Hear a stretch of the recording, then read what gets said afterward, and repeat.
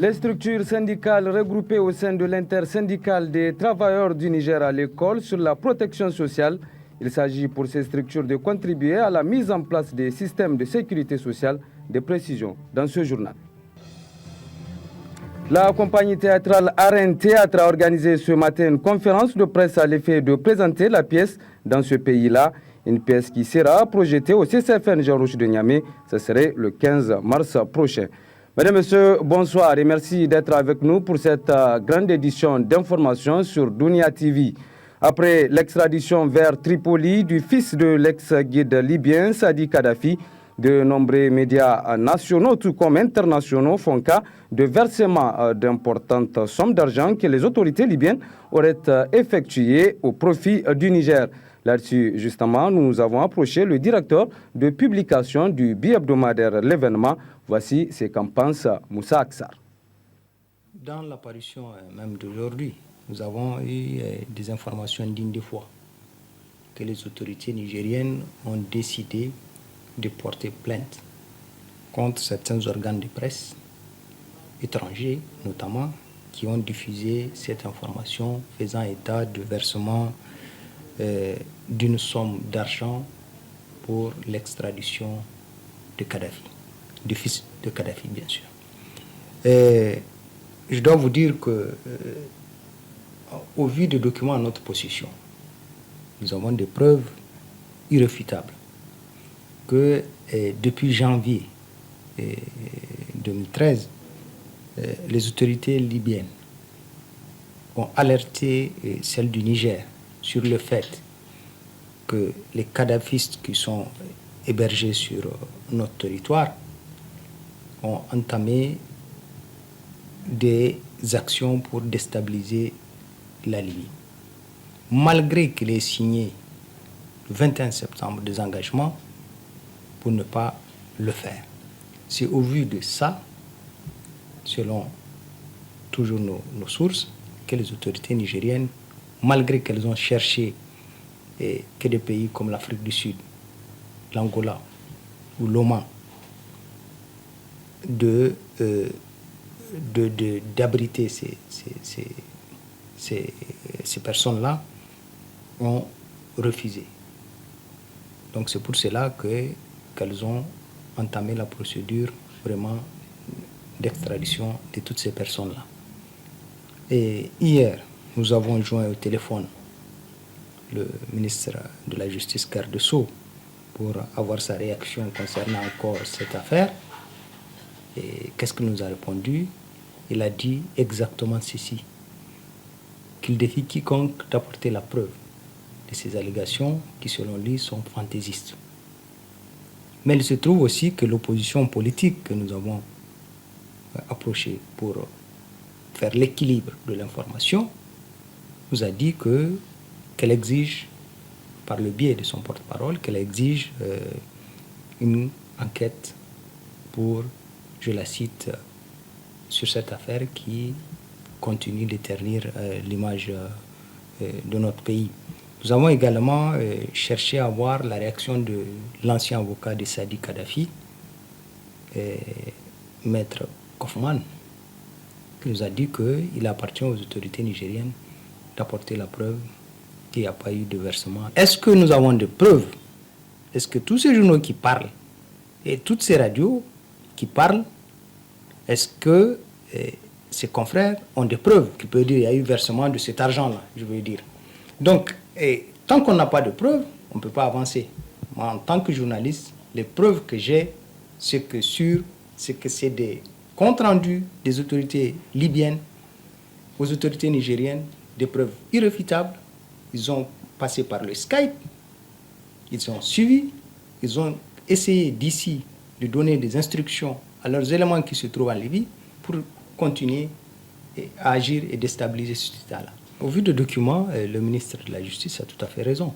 C'était là la réaction de Moussa Aksar, il est directeur de publication du bi-hebdomadaire L'événement. Moussa Aksar qui réagissait sur le prétendu versement d'une somme d'argent dans l'affaire de l'extradition vers Tripoli du fils de l'ex-guide libyen Sadi Kadhafi. Sur un tout autre plan, ouverture ce matin à l'hôtel Ténéré de Niamey des travaux d'un atelier dit de renforcement des capacités des structures syndicales sur la protection sociale initiée par l'intersyndicale des travailleurs du Niger ITN. Ces assises visent à contribuer à la mise en place des systèmes de sécurité sociale. Mariam Soumana. Initié par l'intersyndicale des travailleurs du Niger en collaboration avec le Bureau international du travail à l'intention des structures syndicales, cet atelier vise le renforcement des capacités des participants à contribuer à la mise en place, au renforcement et à l'administration des systèmes de sécurité sociale. Une initiative qui concourt à n'en point douter à la réalisation de plusieurs des objectifs du millénaire pour le développement. Toute personne a besoin de la sécurité sociale, quel que soit le type de la société dans laquelle elle vit. C'est pourquoi, 3 jours durant, nous devons réfléchir, échanger nos expériences afin d'atteindre les objectifs assignés à cet atelier qui sont le renforcement des capacités des organisations des travailleurs à contribuer à la mise en place, au renforcement et à l'administration des systèmes de sécurité sociale, le suivi des politiques et programmes de protection sociale, la réalisation 3 du PPTD du Niger qui est une politique pour institutionnaliser un socle social de protection sociale intégrant l'économie informelle, le développement des initiatives dans le sens de faciliter l'accès à la protection sociale des membres. Le représentant du Bureau international Dakar a d'abord souligné la nécessité pour les pays de mettre en place des systèmes complets de protection sociale avant de situer le contexte dans lequel se tient cet atelier. Pour avoir participé au moins depuis 2001 aux différentes consultations et discussions au sein de l'Organisation internationale du travail sur la nécessité de mettre en place des systèmes complets de protection sociale dans le cadre de la lutte contre la pauvreté et l'atteinte des objectifs du millénaire pour le développement, consultations qui ont d'ailleurs abouti à l'adoption en juin 2012 de cette recommandation 202, les organisations de travailleurs ont un rôle éminemment important à jouer au niveau national par le biais du dialogue social. Procédant à l'ouverture des travaux, le directeur général de la protection sociale a réaffirmé l'engagement du ministère de l'Emploi, du Travail et de la Sécurité sociale à accompagner la mise en place des systèmes de sécurité sociale. Je me réjouis par conséquent de l'organisation de cet atelier car il vient à point nommé au moment où justement l'État se déploie sur tous les fronts pour traduire dans les faits la politique nationale de protection sociale. C'est le lieu de vous réaffirmer encore une fois l'engagement des plus hautes autorités du pays à aller de l'avant dans la mise en œuvre des politiques et programmes de protection sociale en vue d'atteindre les objectifs. 3 jours durant, les participants à cet atelier auront à échanger sur le concept de la protection sociale ainsi que les différents systèmes de prise en charge, ce qui permettra d'amoindrir la situation de vulnérabilité auxquelles font face les populations. Suite de ce journal, la Loterie nationale du Niger, la LONANI, a procédé ce matin à la remise d'un chèque d'un montant de 38 620 500 francs CFA à un heureux gagnant de la course du 11 mars dernier. Notre reporter Ali Matou Abdou était également à la cérémonie de remise. Voici son compte rendu.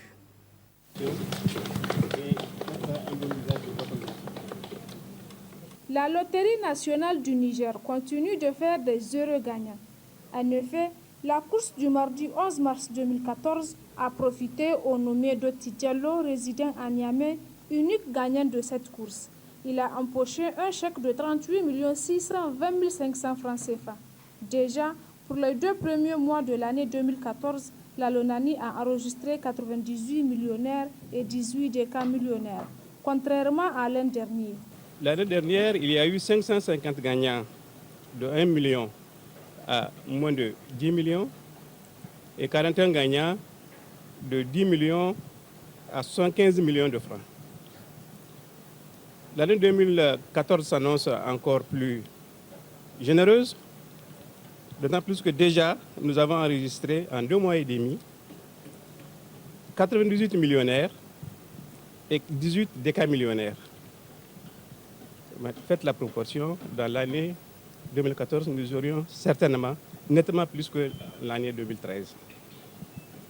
Cela est le fruit d'une réflexion qui est permanente, quasi quotidienne, tant sur le plan des produits que sur le plan de la communication et de la distribution. Aujourd'hui, nous sommes en train de réfléchir sur de nouveaux produits qui sont aussi lucratifs que le PMU. En termes de distribution, nous pensons élargir nos points de vente sur tous les territoires. Et du point de vue de la communication, nous nous ouvrons davantage pour une communication plus productive. L'euro gagnant ne cache pas sa joie. On a joué à un club de 4. Voilà le résultat. Les autres ont refusé de venir se présenter, mais moi ça me dit, je me présente et je vais faire le lot. Quand chacun aura sa part, je pense qu'il appartient à chacun de voir ce qu'il va faire. Je n'ai pas encore fait de projet, je n'ai rien fait. J'attends. C'est toujours la Lonani qui fait des erreurs. Ce énième millionnaire de l'année 2014 confirme bien le slogan de la Lonani. La Lonani vous invite à jouer plus pour devenir à votre tour multimillionnaire, pourquoi pas. Autre cérémonie, celle de remise cette fois-ci des attestations à une dizaine de filles formées en coiffure d'âme. C'était hier. Formées par l'ONG Niger Technique, ces filles pourront, grâce aux connaissances acquises, être des porteuses d'emploi, nous dira Isidore Banaba.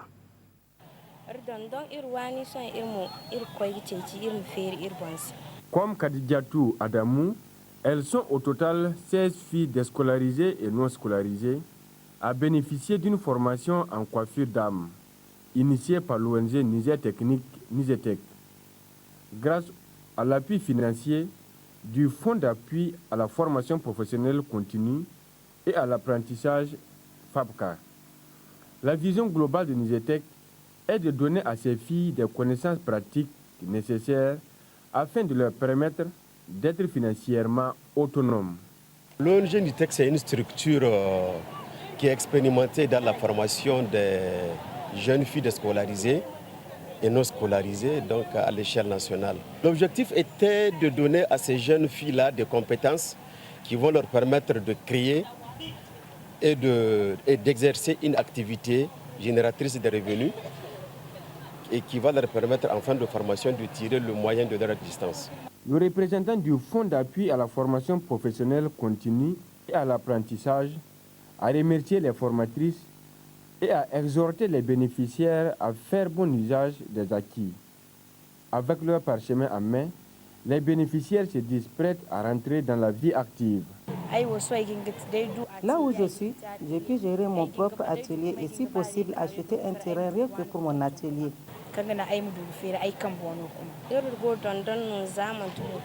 Ça fait un bout de temps que nous venons apprendre un métier. Et notre formatrice nous a bien appris le travail. C'est à notre tour maintenant d'avoir nos propres ateliers.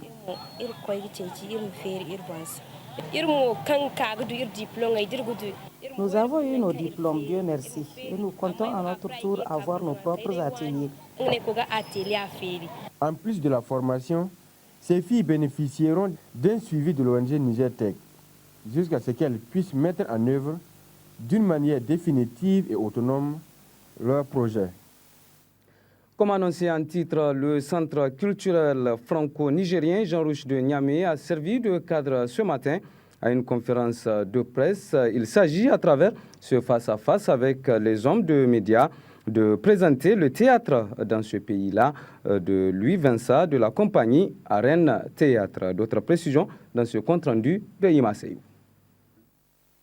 Expliquer au public les contours de la pièce théâtrale dans ce pays-là de Louis Vincent et surtout l'inciter à venir massivement assister à la présentation. Tels sont les objectifs de cette conférence de presse. Une conférence animée par la compagnie Arène Théâtre qui s'est fait un plaisir de présenter cette pièce. nous venons de finir une tournée nationale. Donc nous avons joué à Maradi, à Zender, à Agadez et on est arrivé ce matin pratiquement à 4 heures. Ce qui a fait même que certains étaient en retard pour la conférence de presse. Bon, alors, nous voudrions, le grand souhait, c'est que le plus grand public ait accès à ce spectacle. Parce que c'est un spectacle qui parle, comme ça a été dit, plus de politique, et qui parle de politique, parle de société, et qui parle de société, parle de mœurs aussi, et de conflits de génération, très souvent. Voilà. Et donc, dans ce pays-là, ça relate le fait que de personnes très sages, très convaincantes, viennent au pouvoir par la grande porte et y ressortent difficilement d'ailleurs par la petite. C'est cette chose-là qui, je crois, a touché un peu Luis Vessa pour écrire cette trilogie en 3 actes, bien sûr. Et ce n'est nullement pas peut-être dans l'esprit de sensibiliser. Parce qu'il n'y a nulle part dans la pièce, dans ce pays-là, où l'auteur prend faussement position. Après Zander et Agadez, le public niaméen pourra accueillir cette troupe théâtrale et la voir sur scène ce 15 mars 2014 au CCFN Jean Rouch. La pièce, dans ce pays-là, traite de la question de la gestion du pouvoir et du refus de nombreux chefs d'État de quitter le pouvoir à la fin de leur mandat. La pièce dessine des personnages attachants. Faites donc le déplacement, ceci, vous ne serez pas dessus. Vraiment, les femmes ne connaissent rien à la politique. Là, nous parlons de politique, ma petite. Le peuple qui décide ce qui...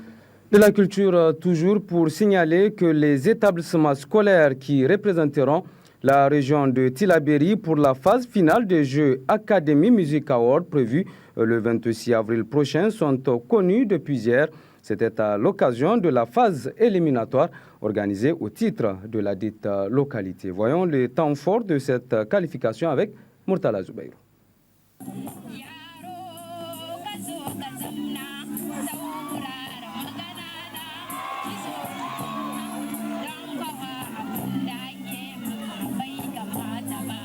L'étape de Tillabéri des Jeux Académie Music Award a été un véritable succès, vu la mobilisation des différentes écoles inscrites à cette compétition.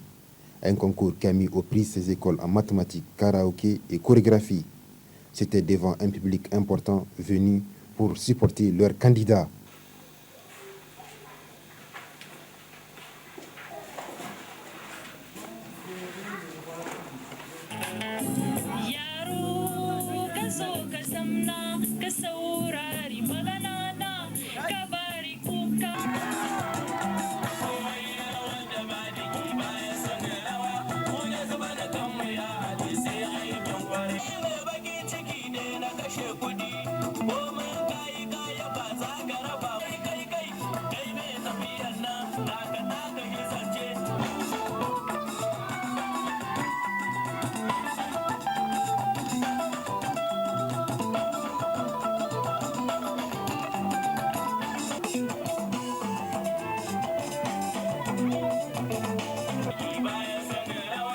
Le directeur départemental de l'éducation de Tillabéri salue cette initiative de l'agence Djadia Production qui va permettre de jauger les niveaux des élèves sur le plan éducatif et culturel.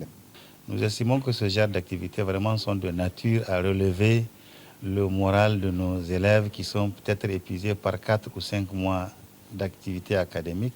Je crois que c'est une belle occasion que vous leur offrez de se récréer pour ce qui est des activités chorégraphiques et autres. C'est également une occasion que vous leur offrez de s'affronter au plan intellectuel à travers l'épreuve de mathématiques. Vraiment, nous ne pouvons que dire merci à Award Production. Vraiment, c'est une belle initiative que nous encourageons. Nous souhaitons que ça se répète tous les ans. Le promoteur de cette compétition dénommée Academy Music Award, qui en est d'ailleurs à sa 2e édition, s'est dit satisfait du déroulement de l'étape de Tillabéri. Aujourd'hui, nous sommes à Tillabéri. Nous venons tout de suite de lancer les Jeux mathématiques devant le directeur départemental de la région de Tillabéri, le directeur départemental de l'éducation nationale. Et maintenant, nous sommes au niveau des phases éliminatoires pour le karaoké et la danse. Donc c'est une réalité, nous sommes réellement à Tillabéri. Il ne faut pas que les gens se disent que nous n'avons pas les moyens pour venir à Tillabéri. Nous avons bel et bien les moyens d'organiser la deuxième édition de l'Académie Music Award.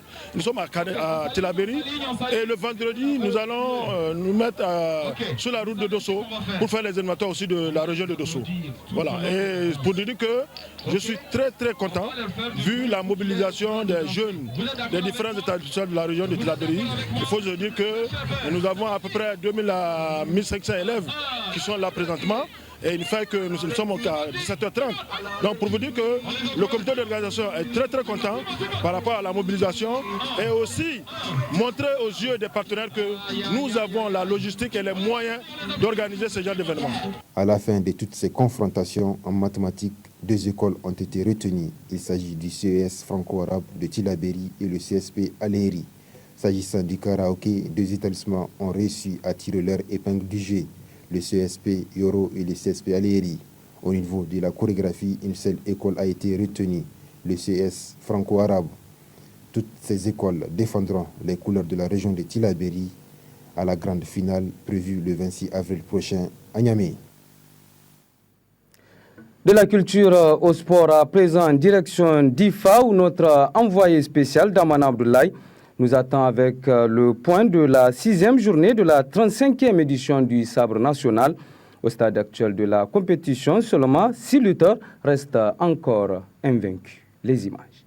Ce qu'il faut retenir pour le compte de la 6e journée du 35e Sabre national, d'abord dans un premier temps de la matinée, la première rencontre a opposé la région de Dosso. Cette rencontre s'est soldée sur un score sans appel de Dosso de 10 victoires contre 0 victoire pour Agadez. La deuxième rencontre toujours de cette matinée a opposé la région de Niamey à celle de Maradi. Niamey a tiré son épingle du jeu avec 6 victoires plus un match nul. Maradi est sorti avec 3 victoires plus un match nul. La rencontre de l'après-midi, dans un premier temps, c'est d'abord la région haute de cette 35e édition qui recevait la région du fleuve Tillabéri. Difa a tiré son épingle du jeu avec 5 victoires contre 4 pour Tillabéri.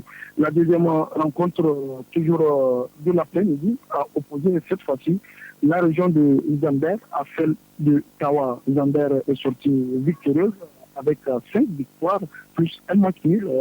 Et 4 victoires plus un match nul pour Tawa. Le fait marquant de cette 6e journée, retenez tout simplement que Siraji, ça fait au moins un peu plus de 4 ans que nous n'avons pas assisté à un score sans appel de 10-0.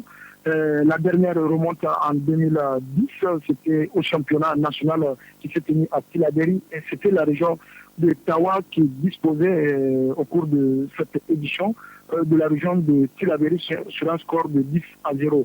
Alors l'histoire s'est répétée aujourd'hui. Dosso a disposé d'Agadez sur un score phare de 10 victoires à 0. L'autre fait marquant toujours de cette deuxième journée, c'est l'élimination de l'un des lutteurs invaincus de la liste de tête. Il s'agit de Ibichelou Chirgania qui a été terrassé par Abdelaziz Ama. Donc actuellement, à la fin de cette 6e journée, nous nous retrouvons avec 6 lutteurs invaincus qui peuvent prétendre désormais au sabre national. Niamey en a 3. Il s'agit de Yacouba Adamou, le teneur de l'écurie de Niamey, suivi du jeune Adamou Abdou. Il fait 5 kilos, c'est le jeune espoir de Niamey. Et Sabo Abdou ferme la marche. Sabo fait 96 kilos, c'est aussi un père technicien. La région de Tawa a un seul lutteur invaincu. Il s'agit de Suleiman Hashimou Rabagardama. Lui aussi, il n'est pas à présenter. Du côté de Tillabéri, nous avons un seul lutteur qui reste encore en lice pour ce sabre national. Il s'agit de Saleh Daouda. Dosso en a aussi un. Il s'agit de Ibrahim Zamata. Donc voilà, en somme, la liste des lutteurs invaincus de la 6e journée. Damana Abdoulaye qui était interrogé par Idi Maman Siraji. Et c'est justement sur cette correspondance depuis la capitale du manga de notre envoyé spécial Damana Abdoulaye que se referme cette édition d'information. Merci à vous de l'avoir suivi et au nom de toute l'équipe qui m'a aidé à vous la présenter, je vous souhaite de passer d'excellents moments en compagnie de nos programmes. Au revoir.